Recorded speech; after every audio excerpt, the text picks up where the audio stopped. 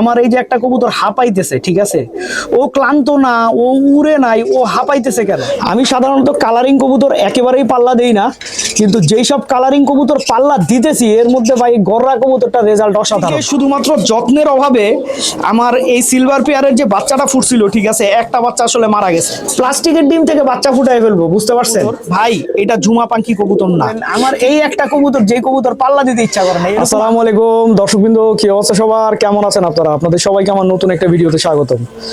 দর্শকবৃন্দ, কবুতরের পাল্লা চলতেছে, যে কারণে একেবারে ভিডিও করার সময় পাচ্ছি না। শুধু যে ভিডিও করার সময় পাচ্ছি না ব্যাপারটা তা না, পাল্লা ছাড়া যেসব কবুতর আছে এইসব কবুতরের দিকেও খেয়াল দেওয়ার সময় পাচ্ছি না। কারণ আসলে পাল্লা দিলে দেখা যায় সকালবেলা যায় বাসায় ফিরতে ফিরতে অনেক সময় লেগে যায়, তারপরে আবার মনে করেন কবুতর পাল্লার কবুতরগুলো আল্লাহ যখন বাসায় ফেরায় এরপরে মনে করেন ওই কবুতরে ফোকাস দিতে হয়। সব দিকে ফোকাস দিতে গিয়ে ভাই আমার অবস্থা ভয়ানক খারাপ। শরীরে আর নিতেছে না ভাই, শরীরে কুলাইতেছে না ভাই। একটা মানুষ কত পরিশ্রম করতে পারে বলেন? আসলে শীতের জন্যই আসলে সারাটা বছর পরিশ্রম করি, যে কারণে মনে করেন সব কষ্ট যতই হোক সেই কষ্টটাই আসলে আনন্দ লাগে। যখন আপনি অনেক বেশি কষ্ট করবেন কিন্তু তারপরেও মনে আনন্দ থাকবে, তখন কষ্ট কষ্ট মনে হয় না। তো যাই হোক, আসলে পাল্লা দেওয়ার মূল যেটা কারণ সেটা হচ্ছে কবুতর বাছাই। মানে হচ্ছে আমি আমার বাসায় যে কবুতরগুলো তৈরি করছি এই কবুতরগুলো কোন কোয়ালিটির হয়েছে, ভালো না খারাপ, এইটা যাচাই করাই হচ্ছে মূল উদ্দেশ্য। আর এইদিকে আপনারা খুব ভালো করে দেখেন, আমার এই যে একটা কবুতর হাঁপাইতেছে, ঠিক আছে, ও ক্লান্ত না, ও উড়ে নাই, ও হাঁপাইতেছে কেন? নিশ্চয়ই এই জিনিসটা ভাবতেছেন। ও হাঁপানোর পিছনে মূল যেটা কারণ সেটা হচ্ছে গরম ঠান্ডা।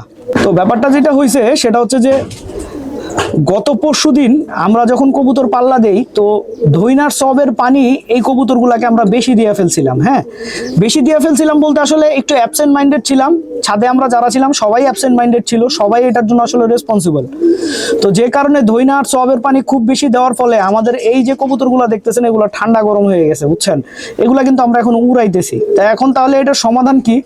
এটার সমাধান হচ্ছে আসলে আপনার হামদর্দের আলিসা ট্যাবলেট খাওয়াইলেই কবুতরের যে এই ঠান্ডা গরম আছে সেটা সেরে যায়। আর যদি তাতেও না সারে সেক্ষেত্রে ডক্সিন 100 দিতে হয়, কিন্তু ডক্সিন 100 ভাই কবুতরকে ভেতর থেকে খুব দুর্বল করে দেয়, বুঝছেন? তো এখন যেহেতু এই কবুতরগুলো পাল্লা দিব তাই ডক্সিন 100 দিয়া কবুতরগুলার 12টা বাজাতে চাইতেছি না আমি, ঠিক আছে? কিন্তু যাই হোক, এই কবুতরগুলার ঠান্ডার এই সময় যদি আপনাদের কবুতরের ঠান্ডা লাগে, ঠিক আছে, বা খুব বেশি দুর্বল হয়ে যায় কবুতর, কিভাবে সুস্থ করবেন সেটা আসলে আপনাদেরকে তুলে ধরার চেষ্টা করি। আমি সাধারণত আমার যেসব কবুতর পাল্লা দেই এইসব কবুতর আমি একেবারেই দেখাই না, কিন্তু আপনাদেরকে এই কবুতরটা দেখানোর পিছনে বেশ একটা রিজন আছে, বুঝছেন? আমি সাধারণত কালারিং কবুতর একেবারেই পাল্লা দেই না, কিন্তু যেই সব কালারিং কবুতর পাল্লা দিতেছি এর মধ্যে ভাই গররা কবুতরটা রেজাল্ট অসাধারণ। তো এই কবুতরটা পাল্লায় মাশাআল্লাহ খুব ভালো করতেছে। তো এর পিছনে যেটা কারণ, এই গররার যে জেনারেশনটা, এই জেনারেশনটার ফ্লাইং টাইম আসলে খুব বেশি। আর যখন একটা কবুতরের ফ্লাইং টাইম বেশি হয় তখন অটোমেটিক ওই কবুতরগুলো পাল্লায় ভালো করে। তবে এই কবুতরটাকে আমি খুব বেশি পাল্লা দিব না, কারণ হচ্ছে ভাই কালারিং কবুতর যদি আসলে আপনার চাল্লিতে থাকে সেক্ষেত্রে চাল্লির অন্য কবুতরের একটা রিস্ক থাকে, ঠিক আছে? এই একটা গররা কবুতরের জন্য বাসার আরো অনেক কবুতর বাজের হাতে ধরা পড়তে পারে। তো এই কারণে আসলে আমি মূলত ওকে অফ করে দিব। তো আর আমাদের এই সাইডে এমনিতেই ছাদের উপরে যে পরিমাণে বাজ পাখি থাকে, এটা আপনারা যারা আসলে টঙ্গীতে থাকেন কিংবা মনে করেন আপনার কলেজ গেটের আশেপাশে, কিংবা মনে করেন সোজা কথা টঙ্গী থেকে শুরু করে নিয়ে আপনার গাজীপুর চৌরাস্তা পর্যন্ত যারা আশেপাশে থাকেন তারা সবাই জানেন যে এবার বাজ পাখি কবুতরের অবস্থা কি পরিমাণে খারাপ করে ফেলতেছে। আর এইদিকে শুধুমাত্র যত্নের অভাবে আমার এই সিলভার পেয়ারের যে বাচ্চাটা ফুটছিল, ঠিক আছে, একটা বাচ্চা আসলে মারা গেছে। কারণ হচ্ছে যে আমাদের থরর ঘরের একটা পর্দা আছে, সেই পর্দাটা আমরা তাড়াহুড়া করে নামাতে ভুলে গেছিলাম। নামাতে ভুলে যাওয়ার পরে ভাই আপনার সেই দিন রাতে ওরকমই ছিল অবস্থা। তারপরে আসলে কবুতরের মনে করেন ঠান্ডা লেগে গেছে, তো বাচ্চাটা আমরা পরবর্তীতে আর বাচ্চা কবুতরের রিকভারি আমরা আসলে করতে পারি নাই, ঠিক আছে? তো এখন এই বাচ্চাটার দিকে আমরা ফুল ফোকাসে আছি যেন এই বাচ্চাটার আর কোনো বড় সমস্যা না হয়। আপনারা দোয়া করবেন যেন বাচ্চাটাকে আমরা সুস্থ রাখতে পারি। এইদিকে আমাদের চায়না খাকি আর সবজি পেয়ারের যে বাচ্চা করছিলাম আমি, সেই বাচ্চা আসলে 2 থেকে 2 বার বাচ্চা করা হয়ে গেছে। তো এই কারণে এখন ও যে ডিমটা শেক দিতেছে এটা কিন্তু প্লাস্টিকের ডিম। প্লাস্টিকের ডিম থেকে বাচ্চা ফুটাই ফেলবো, বুঝতে পারছেন? আসলে মজা করলাম একটু, প্লাস্টিকের ডিম থেকে তো আর বাচ্চা হবে না। মূল কথা হচ্ছে ওর যে অরিজিনাল ডিমটা ছিল, ঠিক আছে, ওই ডিমটা ভাই আমি ফেলে দিছি। হ্যাঁ, ফেলে দিছি, এখন প্লাস্টিকের ডিম দিয়ে রাখছি।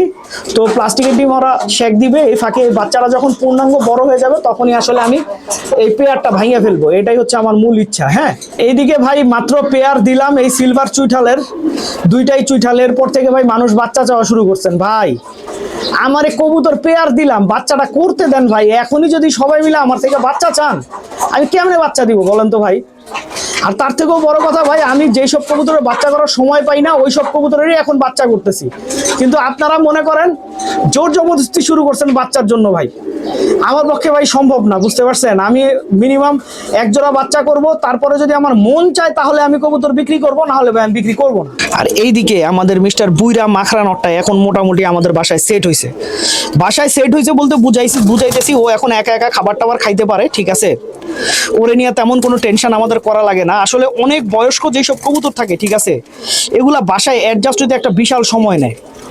তো এই সময়টা আসলে কবুতরকে দিতে হয় ভাই। যদি এই সময়টা কবুতরকে না দেওয়া হয় সেক্ষেত্রে মনে করেন কবুতর, বুড়া কবুতরগুলা দেখা যায় অসুস্থ হয়ে যায়, দুর্বল হয়ে যায়।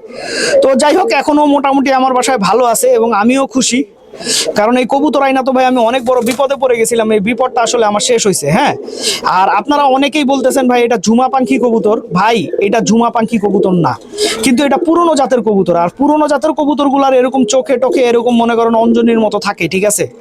তো ঝুমা পাখি কবুতরেরও এরকম থাকে, কিন্তু এইটা ঝুমা পাখি কবুতর না, এটা হচ্ছে পুরনো জাতের একটা কবুতর, এই কারণে আসলে কবুতরের চোখটা এমন। এইদিকে আমাদের এই যে পাঠা বাচ্চাগুলো আছে বুঝছেন, এগুলা এত বেশি গরম হয়ে গেছে, এত বেশি ডাকাডাকি করে, সারাদিন খালি জোড়া নেওয়ার ধান্দা। এই কারণেই কিন্তু আসলে আমরা দইনা আর সব বেশি দিছিলাম, কিন্তু দইনা আর সব বেশি দেওয়ার ফলাফল যে আসলে ঠান্ডা লেগে যাবে এটা তো আসলে বুঝতে পারি নাই। আর ঠান্ডা আসলে লাগতো না যদি আমরা আসলে প্রপার কেয়ার নিতাম। আপনি কবুতর খালি ঠান্ডা করবেন, ঠিক আছে, কিন্তু কবুতর সুস্থ ঠান্ডা করার পরে যে কাজটা করতে হবে সেটা করবেন না, তাহলে তো কবুতর ভালো থাকবে না, ঠিক না। আর এইদিকে মিস্টার সুন্দরী বানু, সে সুন্দর হইতেই আছে, সুন্দর হইতেই আছে, দেখলে চোখ জুড়ে যায়। আমাদের সিলভার বাচ্চাটা দেখছেন, মাশাআল্লাহ মাশাআল্লাহ, খুবই সুন্দর হয়েছে। তো আপনারা সবাই এই সিলভার কবুতরের জন্য দোয়া করবেন। আমার এই একটা কবুতর, যে কবুতর পাল্লা দিতে ইচ্ছা করে না, এরকম আরো বেশ কিছু কবুতর আছে, এগুলো দেখলে ভাই আর পাল্লা দিতে মন চায় না। তার মানে কবুতরের সৌন্দর্য যখন খুব বেশি হয় তখন মন চায় থাক, বাসায় থাকুক। আর বেশি সুন্দর কবুতর কিন্তু বাজের প্রিয় খাবার, বুঝছেন। বেশি সুন্দর কবুতর, পাক কালো কবুতর, ঠিক আছে, কালারিং কবুতর, এগুলা তো বাজের প্রিয় আধার। তো এই কারণেই আসলে মন চায় না, বুঝছেন। কিন্তু তারপরেও আসলে পাল্লা দিতেই হবে, কারণ আপনারা ভালো করে জানেন আমি কবুতরের পাল্লায় রেজাল্ট না থাকলে ভাই সেই কবুতর পালি না, ঠিক আছে। আর এটা হইতেছে আমাদের পাখি নরের ছেলে, কিন্তু খুব আফসোসের সহিত বলতে হয়, আফসোস বলবো না আসলে, আমি আমাদের পাখি নটটা আমার এক ভাইয়ের সাথে আসলে পরিচয় হয়েছিল, তার সাথে আমার একটা সম্পর্ক হয়েছে, তো তারে আসলে আমি পাখি নটটা আসলে তার কাছে বিক্রি করে ফেলছি, ঠিক আছে। তো এই পাখি নরের এই ছেলেটা আমার কাছে আছে, আরো দুই একটা আসলে ওর বংশধর আমার কাছে আছে। তো আপনারা দোয়া করবেন যেন আসলে এই কবুতরগুলোর রেজাল্ট ভালো হয়, ঠিক আছে। দর্শকবৃন্দ, ভিডিওটা আমি এখানেই শেষ করছি। আপনারা সবাই ভালো থাকবেন, 5 ওয়াক্ত নামাজ পড়বেন। আসসালামু আলাইকুম।